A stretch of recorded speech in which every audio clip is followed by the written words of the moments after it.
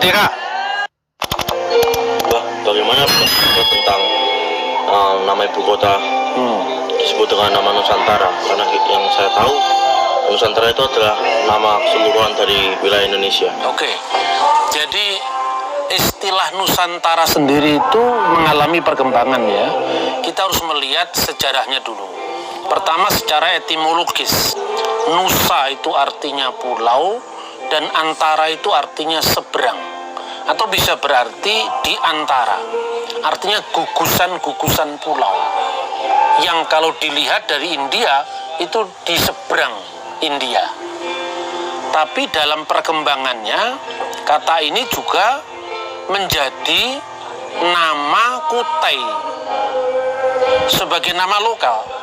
Itu pernah diucapkan dan mungkin bisa di cross check ya dari seorang sejarawan di Kutai namanya Muhammad Sarip. Dia mengutip sebuah jurnal ya, Journal of the Humanities and Social Science of Southeast Asia. Itu diterbitkan di Leiden oleh E. Jibril tahun 1888 volume ke-37.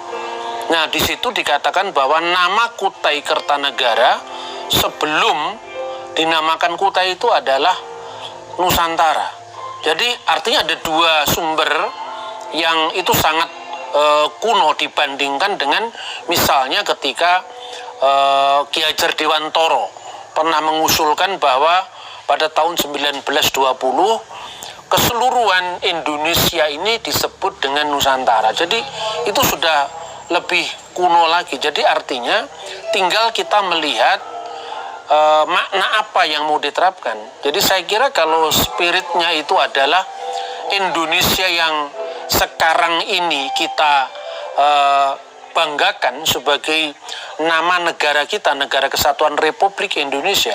Nama Indonesia juga adalah sebagai nama keren untuk Nusantara itu.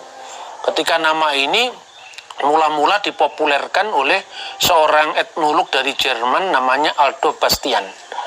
Nah, nama Indonesia, tapi sebelumnya sudah muncul ya, bahwa tinggal bagaimana kita memahami makna Nusantara itu. Memang secara etimologis Nusantara itu artinya Nusa di seberang. Jadi pulau-pulau di seberang.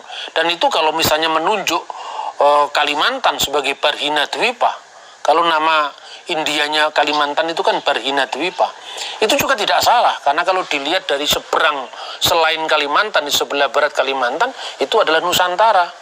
Sangat Dwipa, Sangkat Dwipa, itu semua adalah Nusantara. Seperti itu. Jadi artinya kita tidak mempersoalkan hanya aspek kesan ya yang dibangun dari istilah itu, tapi istilah itu adalah istilah yang sesungguhnya sama maknanya dengan Indonesia, cuma tinggal bagaimana pemakaian istilah itu. Bapak, istilah Nusantara tidak terkesan seperti Jawa sentris, karena dulu nama itu bermakna penaklukan Jawa atas negeri-negeri luar Jawa. Nah itu makanya kita lihat nama Nusantara itu tinggal dari perspektif siapa. Sebab selama ini memang kata Nusantara itu lebih banyak dipopulerkan oleh misalnya para raton ya.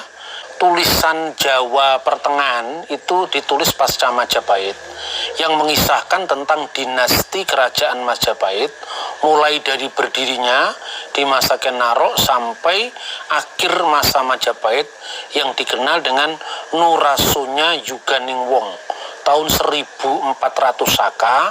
Nah, di dalam untaian kisah tentang kerajaan Majapahit itu dikenal apa yang dinamakan Sumpah Palapa. Nah, disitulah kata Nusantara muncul. Sumpah Palapa itu diucapkan oleh Mahapatih Gajah Mada melaksanakan sebetulnya konsep yang dilakukan oleh Sri Kertanegara, raja sebelumnya dari kerajaan Singasari, yang disebut dengan Cakrawala Mandala Dwipantara.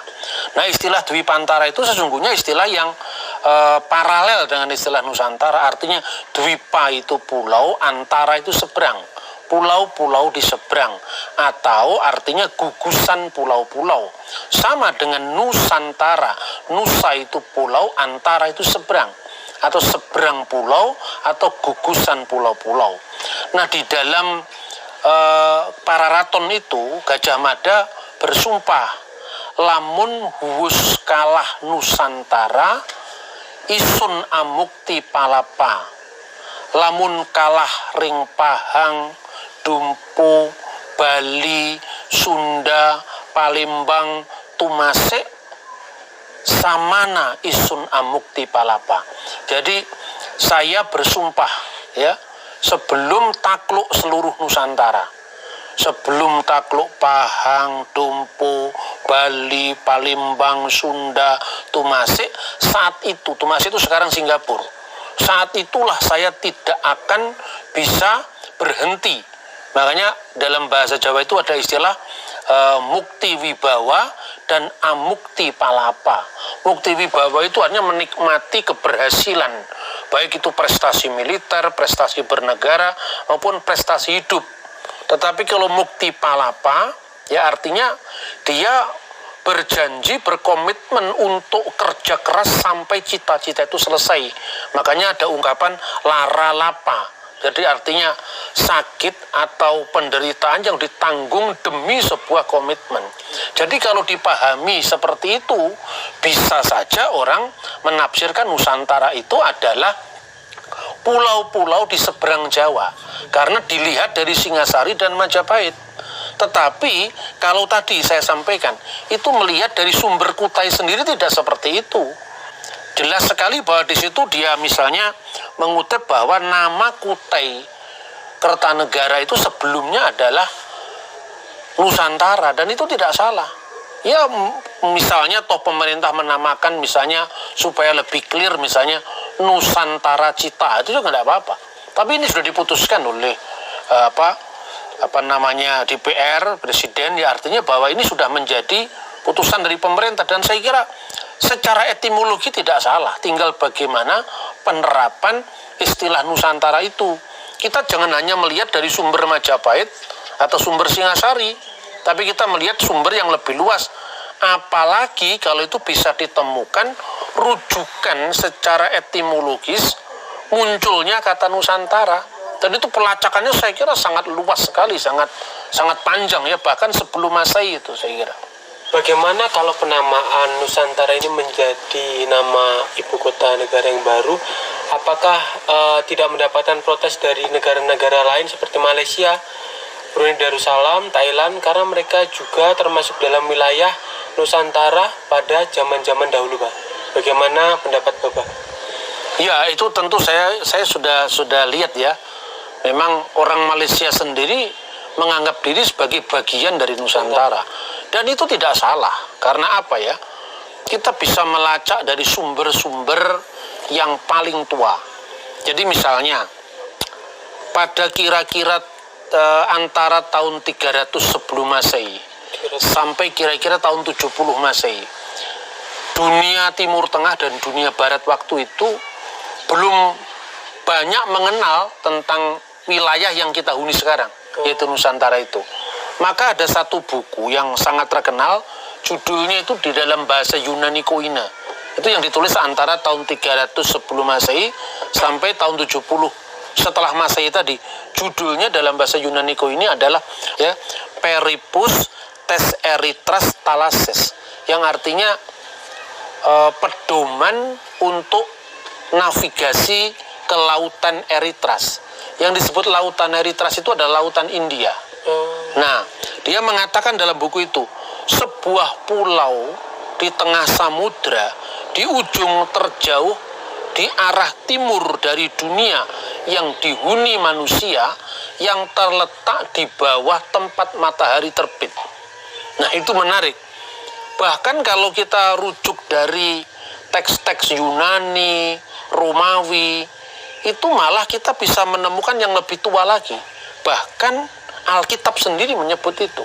Ketika misalnya Alkitab menyebut ya di dalam Yesaya pasal 24 ayat 15. Dan kita tahu Nabi Yesaya itu kira-kira hidup tahun 700 sebelum Masehi. Di dalam teks itu disebutkan dalam bahasa Ibrani Alhen Ba'urim Hayam Shem Adonai Elohe Yisrael. Sebab itu permuliakan Tuhan di negeri timur, di tanah pesisir laut. Permuliakan Tuhan Allah Israel di negeri timur. Kata yang diterjemahkan dengan di negeri timur itu Ba'urim. Kata Ur dalam bahasa Aram maupun bahasa Ibrani itu artinya terang. Tempat terang itu terbit. Maka kalau di dalam kitab Taurat, kitab Kejadian itu disebut Yehi-Ur wa Yehi-Ur. Jadilah terang, maka terang itu jadi, karena Ur itu artinya timur. Ba'urim itu adalah negeri timur, negeri tempat matahari terbit. Lalu dikaitkan Bi Hayam, negeri-negeri di kepulauan laut yang jauh. Nah, kita mengenal sumber sejarah itu banyak sekali ya. Misalnya sumber sejarah Romawi tadi ya, Yunani, Romawi. Sekarang abad pertama Masehi ada seorang sejarawan Yahudi, namanya adalah Flavius Josephus. Nah, Josephus itu menulis kira-kira tahun 90 Masehi. Dalam bukunya Sejarah Kuno Bangsa Yahudi, kira-kira kalau diterjemahkan dalam bahasa Indonesia begini. Lebih-lebih lagi, sang raja membangun kapal-kapal di Teluk Mesir yang disebut dengan Laut Merah, yang nama pelabuhannya adalah Ezion Geber, yang sekarang, maksudnya sekarang itu pada zaman Josephus abad pertama disebut Berenike, tidak jauh dari kota Ailot. Kota Ailot itu sekarang kota Ailat di Laut Merah. Ya, negara ini dulu milik Israel katanya. Tetapi tempat ini penting untuk pengiriman sumbangan dari Hiram, Raja Tirus. Ia mengirimkan banyak orang ke sana, nakoda-nakoda, dan mereka adalah ahli-ahli navigasi yang dikirim oleh Raja Salomo dan memerintahkan kepadanya Hiram dan anak buahnya untuk pergi ke Ofir, yang kini disebut dengan Aura Kristonisos, tempat yang disebut emas, yang dimiliki oleh India, untuk mengambil emas, dan mereka membawa 400 talenta emas dan kemudian dibawa kepada raja. Ini tahun 90 Masehi. Jadi Flavius Josephus sendiri menyebut tanah Nusantara ini adalah tanah emas, dan itu secara jelas bisa merujuk kepada Pulau Sumatera. Tetapi istilah Ba'urim, matahari terbit, itu merujuk kepada Papua, karena itu ujung paling timur. Karena kalau dalam seloka India yang lain yang disebut Srimad Valmiki Ramayana itu disebutkan Yawa Dwipa Matikram Yasisrunama Parwata. Jadi ujung paling timur dari wilayah Jawa itu ada yang pulau yang punya gunung bersalju yang namanya sekarang Jayawijaya. Itulah yang disebut Ba'urim dalam Alkitab. Dan nanti kalau kita membaca konferensi Malino, di mana Pak Manuel Kasiepo yang nanti akan menjadi gubernur Papua, itu pernah mengusulkan nama Irian. Dan kata Irian itu sebetulnya dari bahasa Aram Urian. Ur itu adalah ur tadi, cahaya. Jadi sebetulnya ada deskripsi yang saya kira cukup lengkap dalam catatan-catatan sejarah dunia yang bisa kita lihat. Nah, kembali ke Pulau Emas. Pulau Emas itu disebut Kersonesos bahasa Yunani, atau disebut dengan Swarna Dwipa. Swarna Dwipa itu sebutan dari kitab Ramayana yang ditulis kira-kira tahun 120 Masehi oleh seorang pujangga namanya Srimad Valmiki. Nah, di situ dia mengatakan Yatnawanto Yawa Dwipam, jelajahilah Pulau Jawa. Saptaraju yang memiliki Sapta itu 7. Saptaraju, Raju itu kerajaan, 7 wilayah kerajaan Pasubitam yang menjadi hiasan dari pulau itu. Swarna Rupiaka Dwipam, pulau emas, pulau perak. Swarna Karamanditam, yang memiliki tambang-tambang emas. Tetapi selain istilah Swarna Dwipa, itu kita juga ada istilah dalam misalnya kisah-kisah Jataka Buddhis. Itu dari abad ke-5 sebelum Masehi. Swarna Bumi. Jadi bumi emas. Swarna Bumi, Swarna Dwipa, Kersonesos, itu istilah yang sama. Tapi istilah itu menunjuk yang mana dulu? Apakah Swarna Bumi itu hanya semenanjung emas yang ada di Malaka, ataukah keseluruhan Sumatera, ya? Ataukah sebagian dari Thailand? Semuanya itu disebut berkaitan dengan pusatnya emas. Makanya sekarang pertanyaannya, nama bandara Thailand apa sekarang? Swarna Bumi. Padahal Swarna Bumi pada masa abad pertama itu juga menunjuk sama dengan Swarna Dwipa yang menunjuk Sumatera. Jadi tidak salah kalau Thailand menamakan bandaranya dengan Swarna Bumi. Maka apa salahnya kalau kita menamakan ibu kota negara kita Nusantara? Karena istilah itu juga menjadi milik bersama dari bangsa-bangsa di wilayah Asia Tenggara. Baik itu miliknya Malaysia, miliknya Indonesia, miliknya Thailand, bahkan mungkin Filipina Selatan. Karena semuanya itu disebut wilayah Nusantara. Tinggal Nusantara yang dipakai kapan? Kalau tadi ada tuduhan misalnya, itu Jawa sentris, itu Nusantara yang dipakai di kitab Negara Kertagama, zamannya Empu Prapanca. Mungkin saja, meskipun sebetulnya untuk logika kekuasaan saat itu ya tidak juga. Artinya apa? Bahwa Raja Sawardana atau Hayam Wuruk itu ditakuti baik itu di bumi Jawa maupun Nusantara. Misalnya di syair Negara Kertagama atau di Pararaton tadi, lamun huwus kalah Nusantara. Itu kan konteksnya Majapahit dengan program Persatuan Nusantara itu, maka Nusantara dimaknai sebagai gugusan pulau-pulau yang pusatnya di Jawa. Dan itu saya kira bukan tergesa-gesa disebut penaklukan, karena di zaman Ramayana pun, di zaman Srimad Walmiki, mereka biasa melihat keseluruhan Nusantara itu dari Jawa. Maka disebut Yatnawanto Jawa Dwipam, ya. Terus kemudian Saptaraju Pasubitam, Saptaraju yang disebut 7 wilayah kepulauan itu pertama Swarna Dwipa atau Swarna Bumi, itu Sumatera. Kemudian Bali Dwipa Pulau Bali, Barhina Dwipa Kalimantan, kemudian Sankat Dwipa Sulawesi, Sangat Dwipa itu adalah Nusa Tenggara, dan yang paling ujung disebut Jawa Dwipa Matikramnya Sisru Nama Parwata, yang tidak lain menyebut negeri matahari terbit atau Kenaf Aret, ujung bumi menurut kitab Nabi Yesaya pasal 46 ayat 12. Jadi sebetulnya kita tidak usah berprasangka dengan Jawa non-Jawa, itu saya kira orang yang bacaannya terbatas. Kita mesti melihat dari sumber yang jauh lebih tua, dan bagaimana kita melihat ini upaya baik pemerintah untuk sebuah bangsa itu.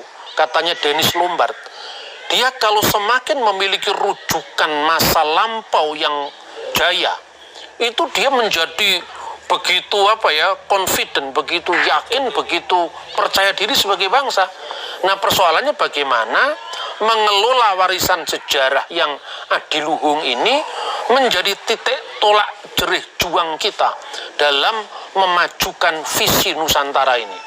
Itu saya kira, jadi artinya kita semua menyambut program pemerintah yang sangat baik ini, dan kita tentu berharap bahwa Nusantara ini akan membawa benar-benar pada kejayaan negeri yang sudah selama lebih dari 2000 tahun itu dipuja-puja oleh para penulis dunia. Sampai berjumpa di program berikutnya. Merdeka!